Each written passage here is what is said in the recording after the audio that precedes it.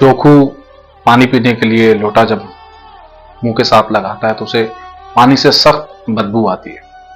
तो वो अपनी पत्नी गंगी से कहता है, अरे ये कैसा पानी ले आई, हमारे बास के पिया नहीं जा रहा, मेरा गला सूख रहा है, तू सड़ा हुआ पानी लेकर आ गई। गंगी प्रतिदिन शाम को कुएं से पानी भर के ले आती, क्योंकि कुआं घर से थोड़ी दूर था तो बार बार आने जाने में मुश्किल थी। कल वो शाम को पानी भर के लाई थी, कल उसमें बदबू नहीं थी, लेकिन आज उसमें बदबू कैसी। गंगी ने भी जब लोटा नाक को लगाया तो वाकई में उसमें बदबू थी। तो उसने सोचा कि हो सकता है कोई जानवर मर गया होगा कुएं में। लेकिन अब सबसे बड़ा सवाल यह था कि इस समय गंगी दूसरा पानी कहां से लाए, क्योंकि गांव में जो दूसरा कुआं था ठाकुर का, वहां पर उसे कोई नहीं चढ़ने देगा, दूर से ही डांट भगाएंगे सभी। है किधर, कौन है, हाँ चल हट नीच कहीं की, उधर उधर कुएं से नीचे। और साहू का जो कुआं है वो गांव के दूसरे सिरे पर है, लेकिन वहां भी कोई उसे चढ़ने नहीं देगा। जोखू बेचारा कई दिनों से बीमार था। पहले तो अपनी प्यास को रोककर बेचारा पड़ा रहा, लेकिन थोड़ी देर बाद बोला कि ऐसा है कि वो लोटा मुझे दे, मैं नाक बंद करके वही पानी पी लेता हूं।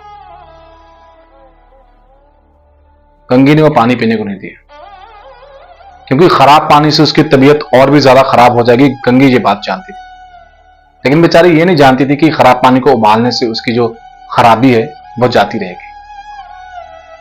बोली, नहीं नहीं वो पानी पीने योग्य नहीं है, पता नहीं कौन सा जानवर उसने मरा होगा, मैं दूसरा पानी ला देती हूं। हाँ दूसरा पानी कहां से लाओगे, दूसरा पानी, हाँ कहां से गया, ठाकुर और साहू का कुआं है ना, क्या लोटा पानी पीने को नहीं देंगे। अरे हाथ पैर मत तुड़वा लेना, बैठ जा चुपचाप कर। ब्राह्मण देवता ने देख लेना तो आशीर्वाद देंगे और ठाकुर लाठी से मारेंगे और साहू एक की 5 लेंगे। यहां गरीबों को कोई नहीं समझता, समझी। हम लोग मर भी जाए ना तो कोई हमारे द्वार पर झांकने तक नहीं आता, कंधा देना तो बड़ी दूर की बात है। ऐसे लोग तुझे पानी भरने देंगे कुएं से।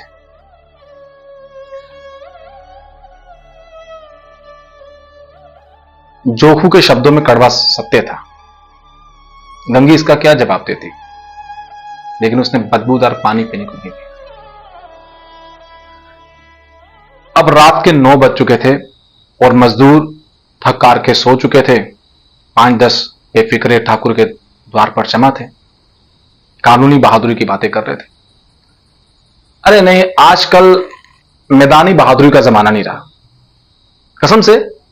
अब देखो, ठाकुर एक खास मुकदमे में थानेदार को रिश्वत देकर साफ निकला है, और भाई कितनी अकलमंदी से उसने ये मार्के के मुकदमे की नकल भी ले ली। अच्छा, नाजिर और मोहतमिम कहते थे कि नकल मिल ही नहीं सकती, कसम से। अरे भाई कोई 100 मांगता था, कोई 50 मांगता था, लेकिन यहां बेपैसे बेकोड़ी वो नकल उड़ा रहा है। भाई काम करने का ढंग चाहिए। तो इतने में गंगी चुपके से कुएं के पास आकर खड़ी हो गई। कूपी की धुंधली रोशनी कुएं पर पड़ रही थी। वैसे एक बात है, यह जो कुआं था, यहां पर सारा गांव पानी भरता था, किसी को कोई रोक नहीं थी, लेकिन यह बदनसीब यहां से पानी नहीं भर सकते। तो गंगी का जो विद्रोही दिल था वो रिवायती मजबूरी और पाबंदियों पर गहरी चोट करने लगा। ये लोग ऊंचे हैं और हम लोग नीचे हैं। क्यों ऊंचे हैं ये लोग? हाँ, इसलिए कि ये गले में तागा डालते हैं। जानती हूं सबको, यहां सब एक से एक छठे, चोरी ये करे, जाल फरेब ये करें, झूठे मुकदमे ये करे, फिर भी ये ऊंचे। ये जो ठाकुर है, हाँ, कुछ दिन पहले करीब गडरिये की भेड़ चुरा कर ले आया था, बाद में मार के खा गया। पंडित जी के घर में ना 12 मास जुआ चलता है, और ये साहू घी में तेल मिलाकर बेचता है। काम करवा लेते हैं, मजदूरी देते वक्त इनकी नानी मरती है, और पता नहीं किस किस बात से ऊंचे बनते हैं हमसे। हम लोग गली गली शोर नहीं मचाते कि हम ऊंचे हैं, हम ऊंचे हैं। कभी गांव में जाती हूं ना, तो ऐसे रस भरी आंखों से देखते हैं जैसे इनके सीने पे सांप लौटते हैं, और घमंड देखो कि हम ऊंचे हैं। अचानक से आहट हुई किसी के आने की।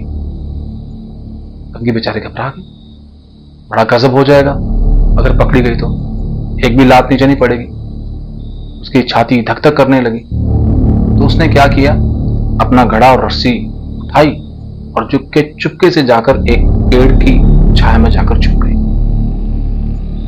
यहां वो ये जानती थी कि इन लोगों को हम पर जरा भी दया नहीं आएगी।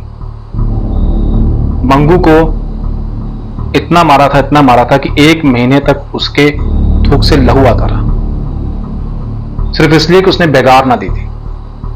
और इस पर भी घमंड देखो कि हम ऊंचे हैं।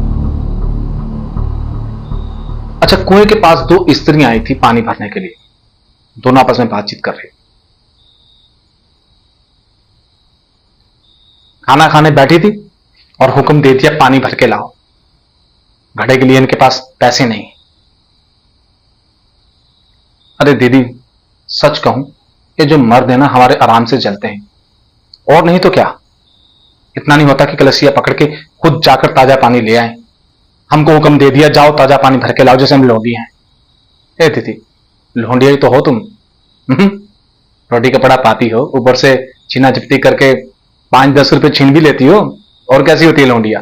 अरे ले जाओ मत, यहां छीन भर आराम करने को जी तरसता रहता है। इतना काम अगर मैं किसी और के यहां करती ना, तो आराम से जिंदगी जीती। यहां दिन भर काम भी करो और फिर भी किसी का मुंह सीधा नहीं होता। दोनों स्त्रियों ने पानी भरा और वो दोनों कुएं से चली गई। जैसे वो स्त्रियां यहां से गई, गंगी जो है पेड़ की छाया से बाहर निकली।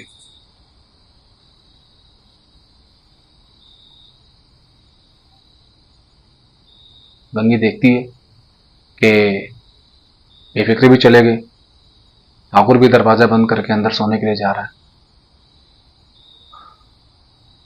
गंगी ने क्षणिक सुख की सांस ली। मैदान खाली हुआ। अच्छा, अमृत चुराने के लिए जो राजकुमार कभी किसी जमाने में गया होगा, वो भी इतनी सावधानी और समझबूझ के साथ नहीं गया होगा। गंगी दबे पांव कुएं की जगत पर चढ़ी,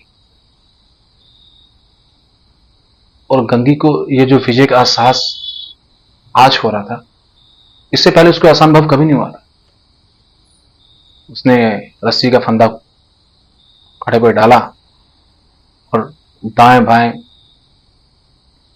बड़ी चौकन्नी दृष्टि से देख रही थी, जैसे कोई सिपाही किसी शत्रु के किले में सुराख करने जा रहा। अगर वो पकड़ी गई ना, तो उसके लिए माफी और रियायत की रत्ती भर भी उम्मीद नहीं थी। उसने अपने भगवान को याद किया और घड़े को कुएं में फेंक दिया।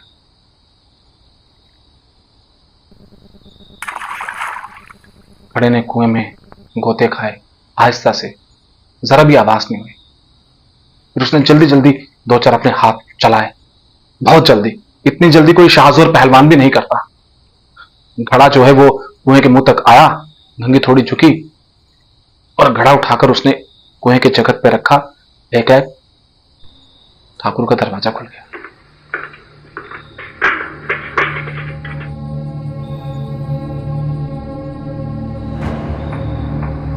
शेर का मुंह भी इतना खतरनाक नहीं होगा। गंगी बेचारी घबरा गई।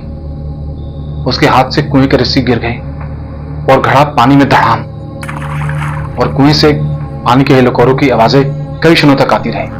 और ये आवाजें सुनकर ठाकुर कुएं की ओर भागा। अरे कौन है वहां पे? कौन है? हाँ? तंगी कुएं के जगत से कूदकर हाफती हुई, घबराती हुई अपने घर की ओर दौड़ रही थी। घर पहुंचकर वो क्या देखती है?